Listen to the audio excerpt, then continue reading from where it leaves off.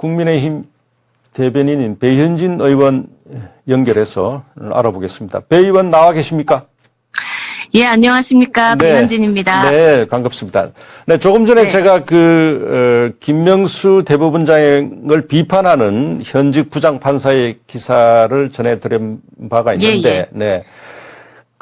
국민의힘에서도 김명수 탄핵 거래 진상조사단을 발족하고 지난번에 기자회견, 배 대변인께서 기자회견 하는 걸 제가 본 적이 있는데, 김 대법원장을 고발하고 또 백서를 발간하겠다 이런 내용이 들어왔어요. 어떤 내용인가요? 네. 예, 그 내용도 제가 이제 말씀을 드릴 텐데요. 그 전에요. 네. 제가 너무 오랜만에 이렇게 방송을 통해 인사드리는 것 같아가지고 새해 인사 먼저 올리겠습니다. 네, 시청자 여러분들께 우리 펜앤마이크 우리 시청자 펜앤마이크에 여러분들. 제가 참 오랜만에 또 출연을 하기도 하고 네. 특별히 또 김장겸의 세상 읽기로 새해 인사를 드리게 돼서 참 기쁘고 반갑습니다. 고맙습니다. 올 음력설 지내시는데 코로나 때문에도 많이들 힘드셨을 것 같은데요. 네.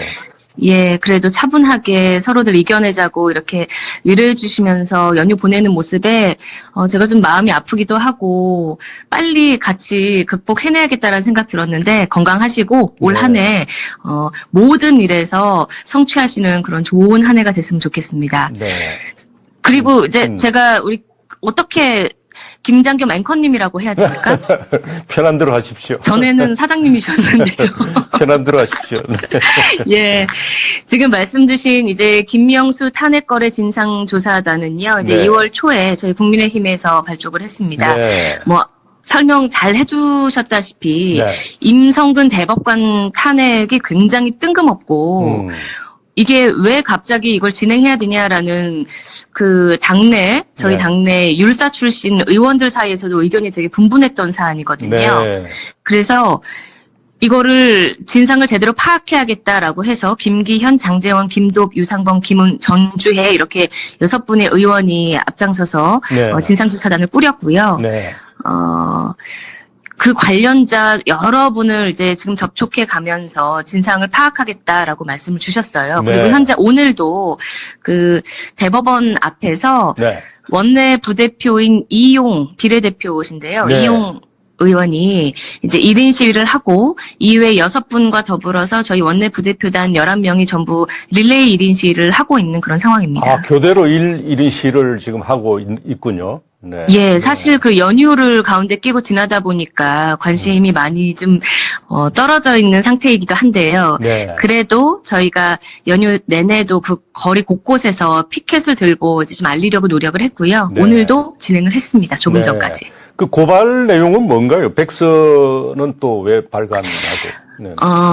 백서는 이제 김 대법원장 임기 중에 나온 각종 정권 비리 사건 그 판결의 적정성에 대해서 저희가 한번 짚어보려고 하고 이들 재판 관련 그 법관 인사 과정에 대해서도 공정했느냐, 적정했느냐를 좀 담을 계획인데요. 네. 김기현 탄핵 거래 진상조사 단장을 중심으로 이제 만들려고 하는데 네. 아직 많은 분들을 접촉하면서 정보를 좀 모으고 있는 중이고요. 네. 완성된 상태는 아닌 것으로 알고 있습니다. 네, 그렇군요. 네. 그리고 지난번에 청문회에 청문위원으로 참여했는데 황희 문체부 장관 말씀이죠. 네, 맞습니다. 예. 네. 문 대통령이 청문회 끝나자마자 바로 신속히 임명을 했습니다. 네. 네. 그런데 배 의원께서 지난 청문회 때 이 논문 표절 의혹을 제기하면서 혈세로 논문을 샀다 이렇게 비판을 했는데. 예. 그 황희 장관이 되셨죠, 이제? 네, 이제 됐습니다. 네. 네. 그 당시 후보자에게서 굉장히 아주 소름 끼칠 만한 우연을 발견을 했는데요. 네. 2017년 9월에서 12월에 당시 후보자가 국토위 상임위원으로 있을 당시에 네. 국회 국토위에서 2천만 원을 주고 연세대 팀에 용역을 맡깁니다. 네. 스마트 시티라는 그 관련 내용에 대해서 용역을 맡기는데 네. 공교롭게도 황희 네. 후보자의 당시 말대로라면 똑같은 2017년 12월에 관련 논문으로 이제 박사학위를 취득했는데요. 네. 제가 논문을 작성하는데 얼마나 걸렸냐 했더니 서너 달이라고 답을 했습니다. 네. 그러니까 동일한 기간 동안 스마트 시티에 관한 동일한 내용으로 거의 비슷한 내용의 이제 논문이 탄생을 한 건데요. 네. 그래서 저희 그 두 문서 간의 이제 유관성을 밝히려고 네. 황희 후보자에게 국문으로 제작된 논문이 있느냐. 국문 논문을 저희가 요구했던 이유는 그 용역 보고서가 이제 국문이잖아요. 네. 그런데 황희 후보자의 지금 공개된 논문은 영문입니다. 국내 박사인데도 영문이군요. 영문입니다. 연세대학교는 이제 영문은 필수로 제출을 해야 하고요. 더불어서 국문 논문을 할 수 있는 제도로 돼 있는데요. 네. 그게 이제 문제는 표절 검사를 할 때 네. 국문 문서를 베꼈느냐라고 하면 똑같은 국문 문서로 확인을 해야지만 표절 여부가 밝혀집니다. 네. 그런데 이 논문 자체가 영문으로 거의 직역되어 있다시피라고 저희는 판단을 했기 때문에 네. 영문이 아닌 국문본을 저희한테 제출해달라고 그랬는데요. 네. 그 지도교수였자 또 그 심사를 한 사람 그리고 국회에서 용역을 받아서 그 문제 보고서를 작성한 네. 세 가지 모두 그 중요한 역할을 맡고 있던 연세대 김갑성 교수께서 네. 황희 의원의 논문을 국문으로 심사했다라고 2월 5일에 인터뷰를 하셨거든요. 네. 그런데 황희 의원은 그 국문 논문을 처음에는 파쇄했다. 아예 영문으로 제출했다. 그 말을 굉장히 많이 바꾸면서 결국에는 끝까지 제출하지 않고 버텼습니다. 네. 예, 그래서 저희가 아직도 의구심을 가지고 있고 네. 결국에는 그 강압적으로 이제 야당 의원들이 수가 적지 않습니까? 네.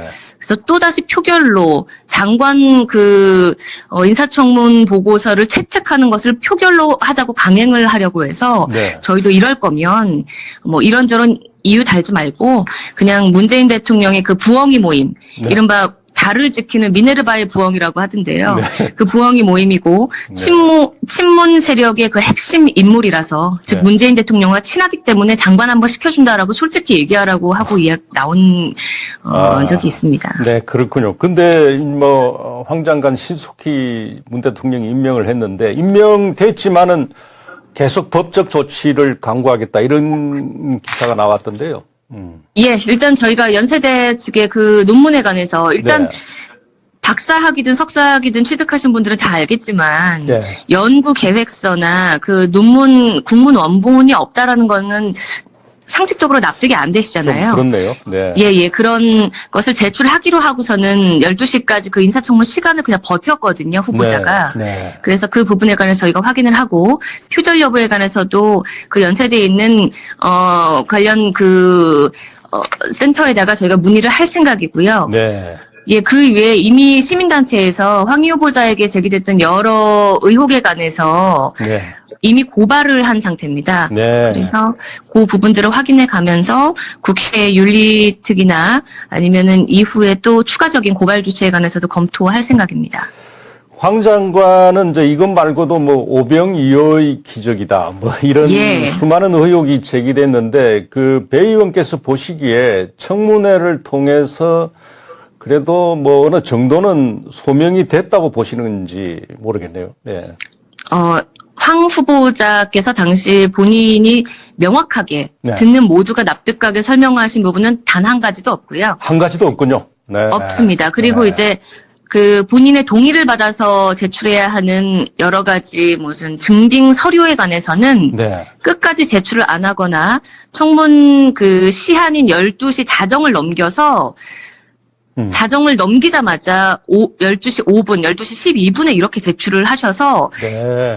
사실은 청문회를 거의 방해하신 수준이죠. 그리고 네. 저희가 본인께서 대답하신 거에 대해서 반대하는 그 반박 자료를 내밀었을 때에는 어쩔 수 없이 그 자리에서 인정을 하고 또 사과까지 했거든요. 네. 근데 사실 소명된 부분이 하나도 없고요.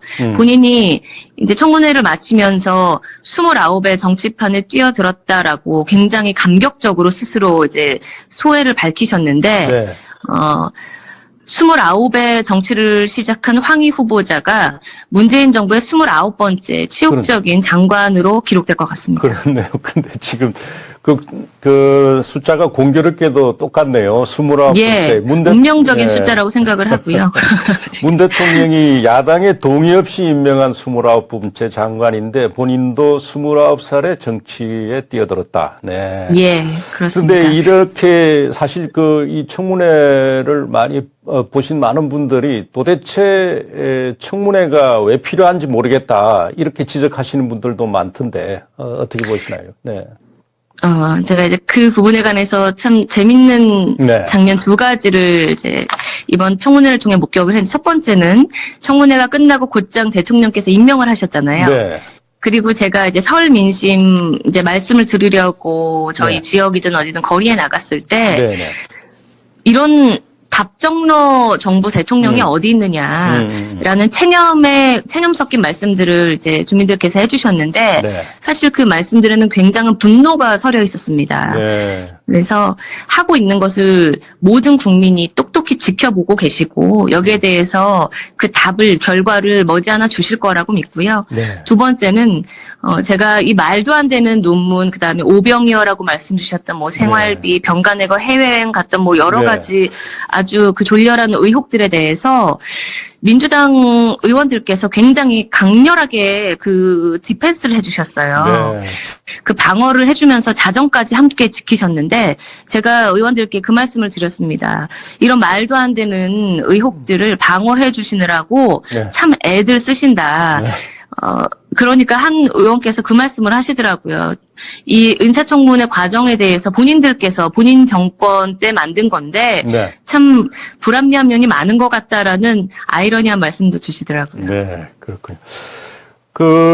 연결되신 김에 예. 배 의원께서 발의한 법안 하나 여쭤보겠습니다. 얼마 전에 예. 그 임대차법 보완 법안을 발의했는데 지금 사실 임대차 관련해 가지고 뭐 전세난인지 뭐 또 여러 가지 지금 국민들이 불편을 겪고 있는데 이 법안 내용 좀 소개 좀 해주시죠. 네. 예, 제가 지난 7월 31일에 정부 여당이 졸속 통과시켰죠. 임대차 3법이 네. 최종 이제 시행이 되면서 여러 가지 문제가 발생하고 있는데요. 자막이 보완인데 보안으로 잘못 나갔네요. 네, 말씀하시죠. 네. 예.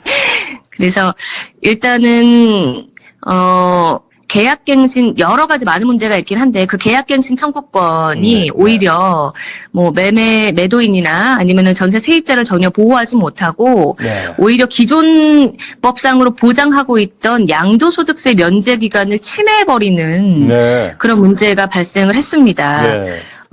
저희 송파에도 제가 부동산 사진을 찍어서 올린 적이 있는데요. 매물이 제로입니다. 거의 나오지 못하고 뭐 전세 가셔야 되는 분이나 집을 팔아야 되는 분이나 굉장히 곤란을 겪고 있는데, 뭐 이런 과정에서 계약갱신 청구를 임대인이 임차인의 계약갱신 청구를 쉽게 거절하지 못하는 상황이 돼서 부득이하게 일시적으로 집이 두 채가 되는 상황이 생길 수 있잖아요. 네, 그럴 수 있죠. 네. 예, 이 부분에 대해서 이 기간 내에 양도소득세 면제에 대한 그 권리를 저희가 보호해 주려는 보완 입법을 한 거고요. 네. 이런 유예 기간이 생긴다면 집을 팔고 새로운 집으로 이사 가셔야 되는 분이나 아니면 전세로 들어오셔야 되는 분이나 모두가 이제 서로 득을 얻으실 수 있겠다라는 생각이 들어서 제가 보완 입법을 하나 발의했고요. 아마도 임대차 3법에 대한 이런 여러 가지 그 부작용에 대해서는 추후로도 보완할 수 있는 법안을 마련하려고 또 공부하고 있습니다. 네. 예. 네, 오늘 말씀 고맙습니다. 네. 예, 아주 오랜만에 김장겸 앵커님과 말씀 나눠서 너무너무 즐거웠습니다. 오늘 펜앤마이크 우리 시청자 여러분 항상 건강하시고 행복하길 바라겠습니다. 네, 감사합니다. 네, 국민의힘 대변인 배현진 의원이었습니다. 네.